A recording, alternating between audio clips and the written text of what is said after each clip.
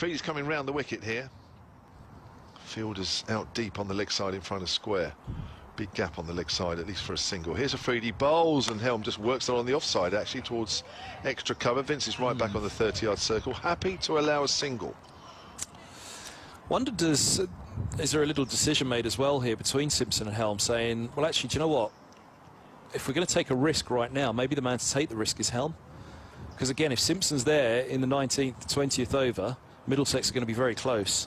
So if one of them was to take on Afridi, would it be Helm, actually? In terms of, look, there's other batting to come that can support Simpson, and Simpson can try and see it home. But if you were to say, all right, go on, blast from now and see what can be done in the 18th and the 19th, maybe Helm's the man to go for it. I imagine if it's there, they'll have a go. But at the moment, Afridi's getting it up there. He's bowled him! Simpson goes for 48, and Afridi celebrates once more. He loves Middlesex. You might be able to sign him up next year. All his wickets so far in this competition, all 4 have come against Middlesex. 3 here this afternoon. And Simpson goes for 48. That's not taking anything away from the Hampshire wicketkeeper. He's played well, and he's given his side a chance here. Sign him up and not play him, just so he's not playing against Middlesex. Yeah, I mean, it was the ball we predicted, wasn't it, the Yorkers, that he was going to go for. He was going to deliver the Yorkers and say, look, swing if you like, but if you miss, I hit. And that's what happened for John Simpson. He was looking to that onside, wasn't he? He was looking for a clip through mid-wickets, and he's played all around a full delivery. And 48 for him. I don't think he ever made it to 50 in the blast. He's been out a couple of times high in the 40s, but he hasn't made a 50 yet in the blast this season, and he won't make one now, indeed, the last game. But Captain Finn comes out to join Helm on 12, and there's no choice that Helm's the man to swing for those shots. And that's what I just felt, you know, if Helm was to fall swinging, then, you know, Simpson's still there, pressure's still on Hampshire, pressure swings massively back to Middlesex now.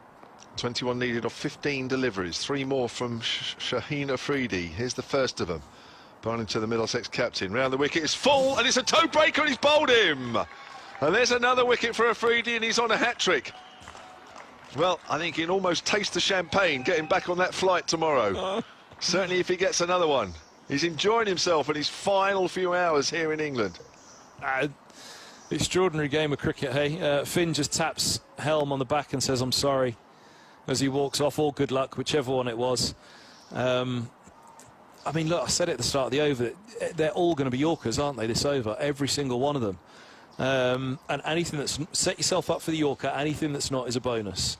Brilliant over from Afridi, absolutely brilliant. Wallaluita comes out to bat. He knows one end of the bat from the other, but you remember that shot, his first in first-class cricket, his first innings. He walked down the wicket first ball and missed it, didn't he? Yes. They did, yes, in the 4-day game. Yeah. Don't think he'll be doing the same here. No. The Sri Lankan against Pakistan's Shaheen Afridi. Left arm over to the left-hander and a hat-trick ball, J-Mo. I mean, what a finish we've had. But I turned up and first line on it. Oh, this is rubbish. There's nothing on the game. We've had a good game of cricket. We have. There might still be a twist yet. 21 needed, but the balls are starting to run out now. 14 balls. Here's the hat-trick ball for Afridi. Comes in now and bowls. And Wallaluita has bowled, and there it is. And there it is. Oh, my word, he celebrates looking up to the heavens. And if Afridi was frustrated in the games up until now with not picking up enough wickets, he's certainly made up for it here. His teammates come in and celebrate. Not too close, of course. But Afridi, 5 for 19. And there's his hat-trick. What a performance. I mean... Again, we go back to the start of the over. They targeted the Stevenson over very well. They almost had to do the opposite with this over and be respectful of it. We've seen the Yorkers all day from him. They were all going to go right up there into the block hole. Wallaluita got carried away again, didn't he? And he swung harder at something that just wasn't there.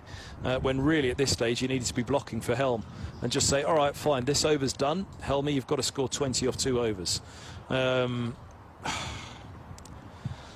Yeah, it feels... I mean, look, it's brilliant. There's nothing riding on the game, but I'm sure the coach will have a lot to say to Middlesex about this over at the end of the match. Yep, 121 for 6 is suddenly 121 for 9. And Afridi is on for 4 in 4. He's still got another ball left of his final delivery in England.